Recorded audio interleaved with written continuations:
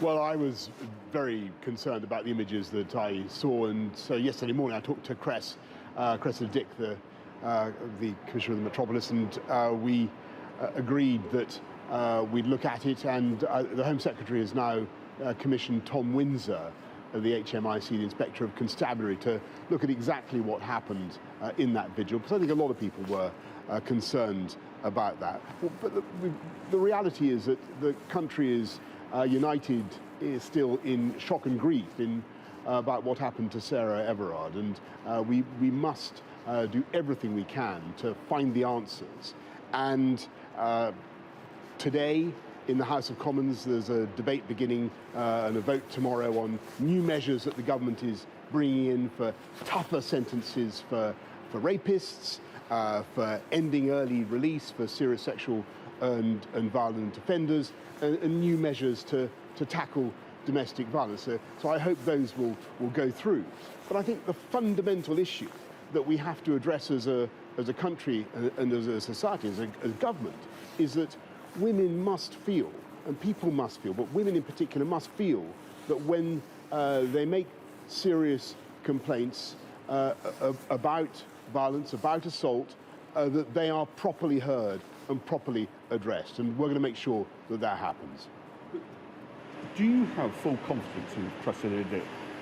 Yes, I do. And what she's asked is, as I say, that we look at what happened on Saturday night. The police do have a very, very difficult job, but there's no question that the scenes that we saw were very distressing. And so it is right that Tom Windsor, the Inspector of Constabulary, should do a full report into it. I think people have got to have confidence in the police, and Tom's going to be looking at that. You're aware, of course, that many women have fears about going out on the streets at night on their own.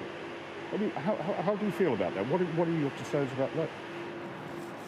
That is the fundamental issue, and I think that we've got to recognise that the tragedy and the horrific crime that we've seen in the case of Sarah Everard has unleashed a wave of feeling from people, from women above all, who do worry about their safety at night. And so that's why, starting today, there's a debate in the House of Commons, followed by a vote tomorrow on new measures to toughen sentences for rapists, stop early release of serious sexual and violent offenders, and to toughen the law on domestic violence. But the crucial thing is to recognise that, yes, we're putting more police out on the streets. That's very important to give people a sense of safety in their neighbourhoods. And of the 20,000 that we've promised, we've got another 7,000 out already.